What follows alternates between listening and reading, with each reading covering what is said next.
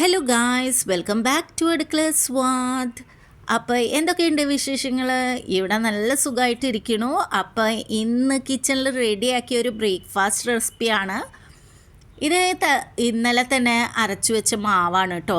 ഈ മാവിൻ്റെ പ്രത്യേകത എന്താണെന്ന് വിചാരിച്ചാൽ ഇത് വെച്ച് നമുക്ക് അടിപൊളി ക്രിസ്പി ആയിട്ടുള്ള ദോശയും റെഡിയാക്കാൻ പറ്റും. അതുകൂടാതെ സോഫ്റ്റ് ആയിട്ടുള്ള ഇഡ്ഡലിയും റെഡിയാക്കി എടുക്കാൻ പറ്റും കേട്ടോ.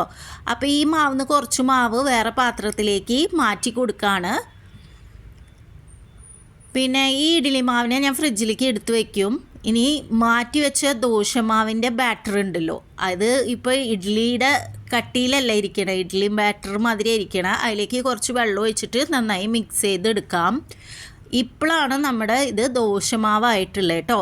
ഇനി കുറച്ച് ഉരുളക്കിഴങ്ങ് വേവിക്കാൻ വെച്ച് കൊടുത്തിട്ടുണ്ട്. ഇനി നമുക്ക് ഈ ദോശമാവിനെ നീക്കി വെച്ചിട്ട് ദോശയ്ക്ക് വേണ്ട ചട്നി റെഡിയാക്കി എടുക്കാം. അതിന് വേണ്ടിയിട്ട് ഞാൻ കുറച്ച് തേങ്ങ ചിരകിയത് എടുത്തിട്ടുണ്ട്. ഇത് മിക്സിയുടെ ജാറിലേക്ക് ചേർത്ത് കൊടുക്കുകയാണ് കേട്ടോ. അപ്പോൾ ഇവിടെ നമ്മൾ റെഡിയാക്കണ ചുമന്ന ചട്നിയാണ്. അപ്പോൾ അതേ നമ്മുടെ തേങ്ങയൊക്കെ മിക്സിയുടെ ജാറിലേക്ക് ചേർത്ത് കൊടുത്തിട്ടുണ്ട്. അപ്പോൾ ചുമന്ന ചട്നി ആയ കാരണം ഞാനിവിടെ മുളക് പൊടിയാണ് ചേർത്ത് കൊടുക്കണേ. ഒരു 1.5 ടീസ്പൂണോളം മുളക് പൊടി ചേർത്തിട്ട് കുറച്ച് ഉപ്പും ചേർത്ത് കുറച്ച് വെള്ളം ചേർത്ത് കൊടുത്തിട്ട് ഇതിനെ നന്നായിട്ട് അരച്ചെടുക്കാം. അപ്പോൾ ഗായ്സ്, നമ്മുടെ ചട്നി ഇപ്പോൾ നന്നായിട്ട് അരച്ചെടുത്തിട്ടുണ്ട്. അപ്പോൾ ഗായ്സ്, സൂപ്പറായിട്ടില്ലേ?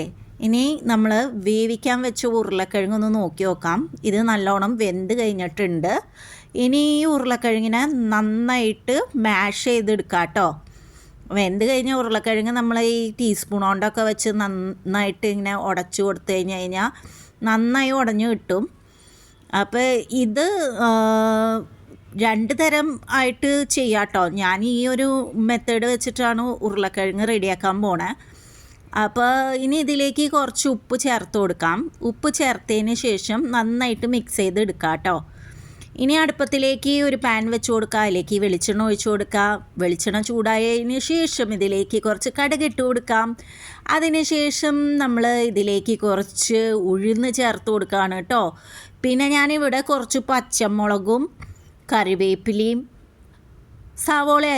സവോളയല്ല ചെറിയ ഉള്ളിയാണ് കേട്ടോ, അത് അരിഞ്ഞെടുത്തിട്ടുണ്ട്. അതൊക്കെ ഇതിലേക്ക് ചേർത്ത് കൊടുക്കുകയാണ് കേട്ടോ. അപ്പോൾ ഇത് കാണാൻ നല്ല ഭംഗിയില്ലേ ഗായ്സ്, ഇങ്ങനെ ഇതിലേക്ക് ചേർത്ത് കൊടുക്കണത്. അപ്പം എനിക്ക് ഈ പാൻ നല്ല ഇഷ്ടമാണ് കേട്ടോ. ഇത് അടിപൊളി പാനാണ്.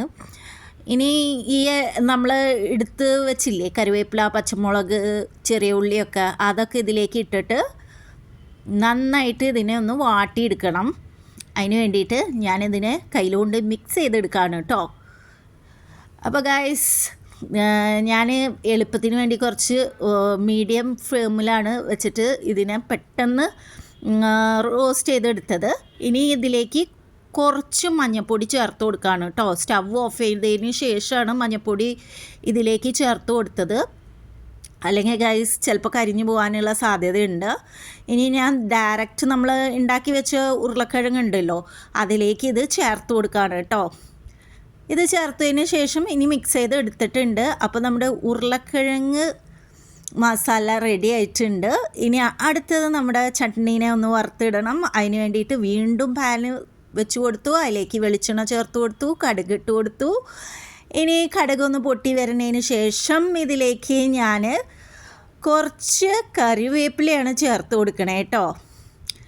നിങ്ങൾക്ക് വേണമെങ്കിൽ വറ്റൽമുളകും ചേർത്ത് കൊടുക്കാം. വറ്റൽമുളക് ഞാൻ ചേർത്ത് കൊടുത്തിട്ടില്ല. ഇനി നമുക്ക് ചട്നിയിലേക്ക് വറുത്ത് ചേർത്ത് കൊടുക്കാം. എന്നിട്ടൊന്ന് നന്നായിട്ട് മിക്സ് ചെയ്തെടുക്കാം കേട്ടോ. അപ്പോൾ സാമ്പാറൊന്നും ഞാനിവിടെ റെഡിയാക്കിയിട്ടില്ല.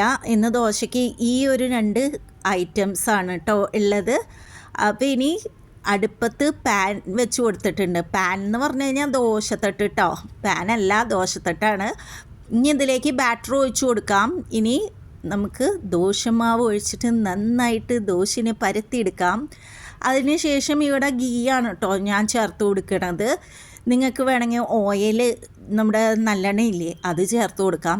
അപ്പോൾ ഗായ്സ്, എല്ലാവർക്കും ദോശ റെഡിയാക്കാൻ അറിയാമെന്ന് എനിക്കറിയാം. ഞാനൊന്ന് ചുമ്മാ ഒന്ന് പറഞ്ഞതാണ് കേട്ടോ. അപ്പോൾ അടിപൊളി ബ്രേക്ക്ഫാസ്റ്റ് ഇപ്പോൾ റെഡി ആയിട്ടുണ്ട്. ഇതാണ് ഇന്നത്തെ അടുക്കള സ്വാദ് കിച്ചണിലെ ബ്രേക്ക്ഫാസ്റ്റ് കേട്ടോ. അപ്പോൾ ഈ വീഡിയോ ഇഷ്ടമായി കഴിഞ്ഞാൽ ഒന്ന് ലൈക്ക് ചെയ്യാൻ മറക്കരുത്. അതുകൂടാതെ ആദ്യമായിട്ട് കാണുന്ന കൂട്ടുകാരുണ്ടെങ്കിൽ ഒന്ന് അടുക്കള സ്വാദ് സബ്സ്ക്രൈബ് ചെയ്യാം കേട്ടോ.